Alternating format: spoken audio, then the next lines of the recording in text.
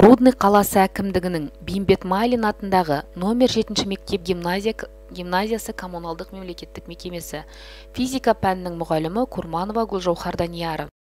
Сабақтың тақырыбы магнит өрісі, магнит индукция векторы. Сабақтың мақсаты өткізгіштің магнит өрісін сипаттайтын шамаларды түсіну. Магнит өрісі Магнесия ежелгі грек қаласы тұрақты магнит пен тоғы бар өткізгіштің айналасындағы кеңістіктегі күштік өріс. Өткізгіш емес, тұрақты магниттің магнит өрісі қайдан пайда болады? Табиғи магниттерде электр тоғы болмайды, демек қозғалыстағы зарядтар жоқ. Олай болса, оларда магнит өрісі қайдан пайда болады? Магниттің қасиеттері: екі полюсы бар, S оңтүстік, N солтүстік. Олардың айналасында магнит өрісі бар. Аттас полюстер бірін-бірі тебеді. Әр аттас полюстер бірін-бірі тартады. Темірдің магниттік қасиеті уақытша болады.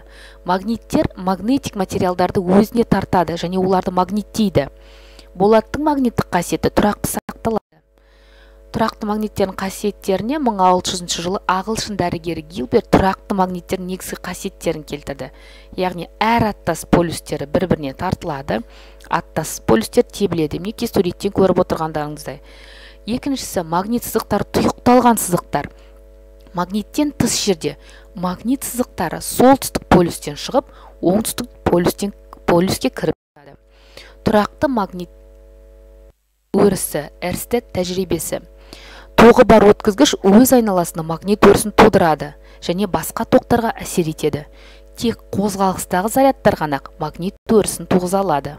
Егер қозғалысқа түсірілген магнит тілшесі айналысын әр тоқтатқан кезде түрлі жерде тоқтап отырса, онда өзге әсер етуші магнит өрісі жоқ деп жорамалдауға болады. Магнит тілшесіне әсер ететін жердің магниттік әсерін алдын алатын болсақ қана, жер бетінде мұндай жағдай орын алады. Егер қозғалысқа түскен магнит тілше әрдайым айналған кезде бірдей жерде тоқтап отырса, онда ол магнит өрісінде орналасқан дегенді білдіреді. Бұл өрістің негізгі көзі басқа магнит өрісінің әсерінен деп түсіну керек. Магнит өрісін көрсету үшін күш сызықтары деп аталатын сызықтарды пайдаланамыз. Өрістің әрбір нүктесінде күш сызықтары осы нүктеде орналасқан магнит тілімен жанасады. Сызықтың нұсқағыштары солтүстік полюсті көрсетіп тұр. Күш сызықтарының концентрациясы жоғары болса, өріс күшті болғаны. Өрістің қасиетін сипаттау үшін магнит индукциясы деп аталатын шама қолданылады. Ол векторлық шама және B әрпімен белгіленеді. Магнит өрісінің өлшем бірлігі Тесла. Мектепте қолданылатын магниттің индукциясы шамамен 1 миллитесла мөлшерінде болады.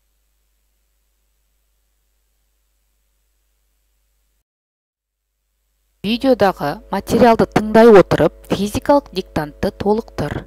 Егер қозғалысқа түскен, әрдайым айналған кезде бірдей жерде тоқтап отырса, онда ол орналасқан. Екіншісі, күш сызықтарының жоғары болса, көп нүкте болады. Магниттік индукция магнит өрісі тоғы бар өткізгішке әсер арқылы байқалады. Магнит индукция вектор магнит өрісінің күштік сипаттамасы. Б. Магнит индукциясы өлшем бірлігі Тесла. Магниттік индукция векторлық шама, яғни бағыты бар. Магнит индукция бағытына магниттік тілшенің оңтүстік полюсінен солтүстік полюсіне дейінгі бағыт таңдалады. Осы мәліметті жазып алсаңыздар. Енді 45-ші жаттығу, мынандай тапсырма берілген. Екі болат кесек берілген, олардың біреу магниттелген, осы кесектерді ғана пайдаланып, қай кесек магниттелгенін қалай білуге болады? Бірден неке жауабы: бір кесектің ұшын екінші кесектің ортасына жақындату керек. Магниттелмеген кесек магниттелген кесекке тартылмайды. Енді үй тапсырмасы 45-ші жаттығудың екіншісі және шығармашылық тапсырма. Тақырыптардың біріне презентация дайындаңдар. Біріншісі асқын өткізгіш магниттер, екінші магниттерді техникада қолдану. Назарларыңызға рахмет.